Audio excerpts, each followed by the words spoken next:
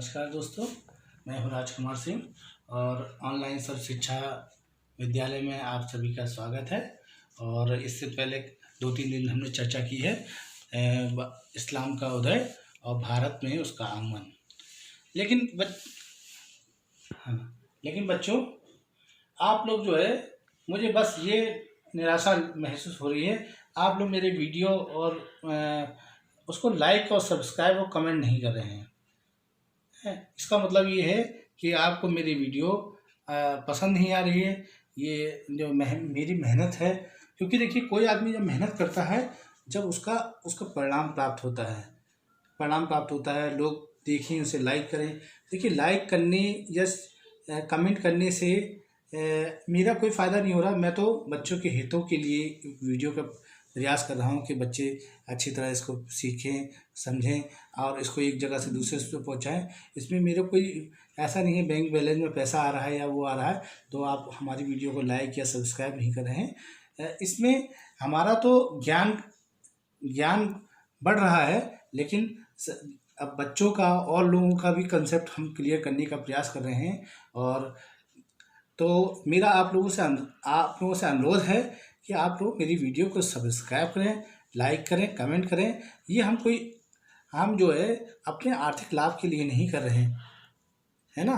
तो आप लोग अपना प्यार स्नेह बनाए रखें इसके लिए, और अधिक से अधिक सब्सक्राइब करें, लाइक करें, कमेंट करें। क्योंकि आपका एक शिक्षक आगे बढ़ता है तो इसका मतलब सब शिक्षक आगे बढ़ते हैं। तो ये बनाए रखें। हाँ, अब हम बात करते हैं। इससे पे जो बात कर रहे थे इस्लाम की, तो हमने 2-3 दिनों तक इसी पर चर्चा की, इस्लाम के बारे में बात की और इस्लाम की शिक्षाओं के बारे में की, उनके सिद्धांतों के बारे में बात की, और भारत में इस्लाम कैसे आया इस पर चर्चा की हमने, और तुर्कों का भारत में आक्रमण की बात की हमने, और राजपूत राजाओं के भारत में स्थिति के बारे में बात की, और तराइन के युद्ध के बारे में बात की, और तुर्कों को भारत में सफलता प्राप्त हुई जीत का कारण भी हमने बताया कि आखिर उनकी जीत का कारण क्या है। अब ये सारे टॉपिक को हमने आपसे क्लियर कर दिए, लेकिन अब समय आ गया है गृह कार्य का, प्रश्नों का। यानी कि आप ये प्रश्न ही आपको बताएंगे कि आपके उत्तर देने में समस्या कहाँ आ रही है। तो देखिए, अब हम चलते हैं। हमने प्रश्न बनाया है गृह कार्य, तो इसमें बच्चों पहला प्रश्न हमने बनाया है, इस्लाम धर्म के संस्थापक के बारे में आप क्या जानते हैं। तो मैंने आपको देखो शुरुआत में पढ़ा था, इस्लाम धर्म के संस्थापक के बारे में बताया था। तो इसमें आपको कुछ नहीं करना कि इस्लाम धर्म के संस्थापक के माता का नाम, पिता का नाम, पुत्र का नाम, पुत्री के नाम, कहाँ जन्म हुआ था, ये डिटेल आपको बतानी है। पहला प्रश्न आपका हो जाएगा। दूसरा प्रश्न आपका है, इस्लाम किन सिद्धांतों पर कार्य करता है। तो बच्चों, ये भी मैंने आपको बताया था, इस्लाम 3 सिद्धांतों पर काम करता है, समता, समानता, बंधुत्व।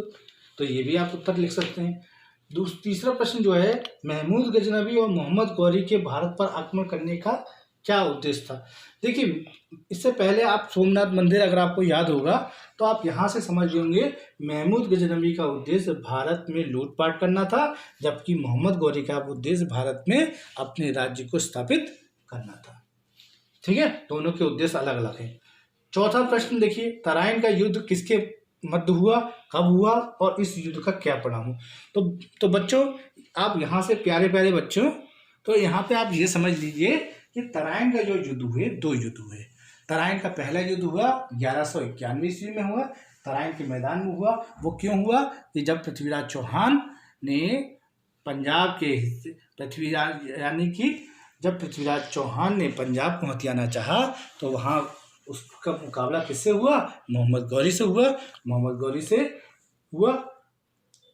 तो पहले जो तराइन का पहला युद्ध था, उसमें पराजय किसकी हुई, मोहम्मद गौरी की हुई। लेकिन मोहम्मद गौरी ने दोबारा पंजाब को छीनने का प्रयास किया, जिसके नतीजा क्या निकला, तराइन का दूसरा युद्ध 1192 में हुआ, जिसमें मोहम्मद गौरी विजय रहा और पृथ्वीराज चौहान की भारत पराजय हुई। तो इस तरीके से आप समझ सकते हैं तराइन का युद्ध कब, कैसे और किस किस के मध्य हुआ, उसका क्या परिणाम हुए। पांचवा आप देखिए, अल-बरूनी कौन था और उसने भारत की स्थिति पर कौन सी किताब लिखी।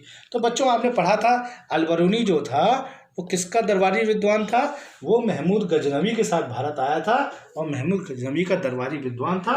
और उसने जो भारत की स्थिति पर किताब लिखी है, यानी तहकीक हिंद, यानी कि भारत की खोज। तो ये आप स्थिति समझ गए होंगे। इसके बाद ये छठा प्रश्न मैंने अभी आपको 5 पॉइंट बताए थे, वो राजपूतों पर तुर्कों की विजय के क्या कारण थे। तो 5 पॉइंट मैंने विजय के कारण बताए थे। अच्छे घुड़सवार होना, राजपूत राजाओं में एकता का अभाव होना, उनके पास अच्छे तीरंदाज होना, और राजपूत राजाओं के पास पुरानी अस्त्र शस्त्र और पुरानी युद्ध पद्धति का होना। और तीसरा, भारत में ऊंच नीच जात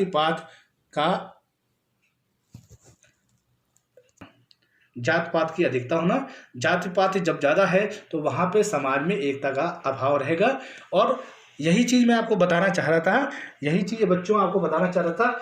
धर्म में यही अंतर है, इस्लाम और आप देखेंगे सनातन, इन धर्मों में बस यही अंतर है।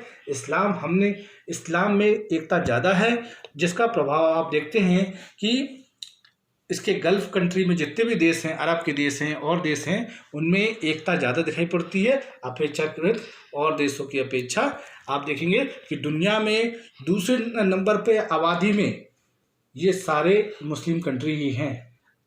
अगर आप देखेंगे पहले नंबर पे, पहले अगर विश्व में देखा जाए तो विश्व में जनसंख्या में सबसे नंबर पे क्रिश्चियन हैं, दूसरे नंबर पे अरब हैं, अरब के लोग हैं। और अरब के लोग कहीं ना कहीं आपने देखा कि धर्म बांधे रखता है और दोनों एक दूसरे से कॉपरेशन है। और हमारे और आप देखेंगे सनातन धर्म, हिंदू धर्म में ऊंच नीच और ये का जो पैरामीटर है, जिसके कारण समाज में एकता का प्रभाव थोड़ा कम दिखाई पड़ता है। इसलिए हमें आवश्यकता है कि हम इस पैरामीटर को तोड़ के और आपस में भाईचारा की भावना निभाएं और सोच बदलें।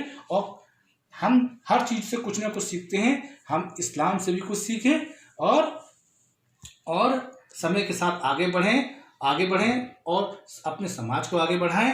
समाज को आगे बढ़ेगा, देश आगे बढ़ेगा और अपने देश का परचम लहराएं। तो बच्चों, हमारा यही उद्देश्य होना चाहिए कि आप इतना आगे बढ़ो, इतना पढ़ लिख के बढ़ो कि अपने बुद्धि को इतना कुशाग्र करो कि जो है कि आपका जो बुद्धि है वो तार्किक हो जाए। और तार्किक रूप से जब आप सोचने लगेंगे तो आप समझ लीजिए कि आप विज्ञान की तरफ बढ़ने लगे, क्योंकि आजकल विज्ञान का ज़माना है। ठीक है, तो बच्चों, आज के लिए मेरा कहना इतना ही है कि आप लोग खूब पढ़ो, आगे बढ़ो, और यही मेरी शुभकामना है। आज के लिए इतना ही। धन्यवाद, नमस्कार।